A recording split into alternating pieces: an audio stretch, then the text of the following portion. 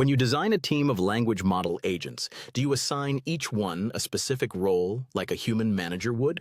This massive study of over 25,000 tasks reveals that rigid organizational design is exactly the wrong approach, and the results are striking. The researchers discovered what they call the endogeneity paradox. When you impose complete top-down control, agents cannot adapt. When you grant total freedom, they duplicate effort and fail to coordinate. The winning approach sits precisely between these extremes.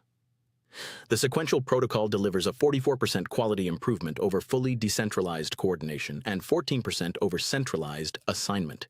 What makes it work is elegant. Agents observe what others have done, then autonomously choose their own roles based on what the task still needs. Fixed structure meets adaptive intelligence. This hybrid approach reveals something even more remarkable when you scale it up. When agent count increases from 8 to 256, quality holds completely steady while cost rises just 11.8%. The system spontaneously generates thousands of unique roles. Agents voluntarily withdraw when they lack value to add, and organizational depth shifts to match the challenge at hand. None of this was programmed. It all emerged from the protocol design. For high-capability models, how you coordinate agents dominates which model you select.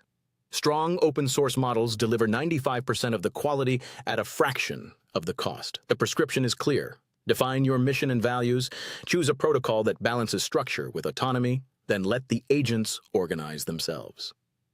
The future of multi-agent intelligence is not hierarchy imported from human institutions, but dynamic self-organization constrained only by purpose. To explore more research like this and create your own video presentations, visit emergentmind.com.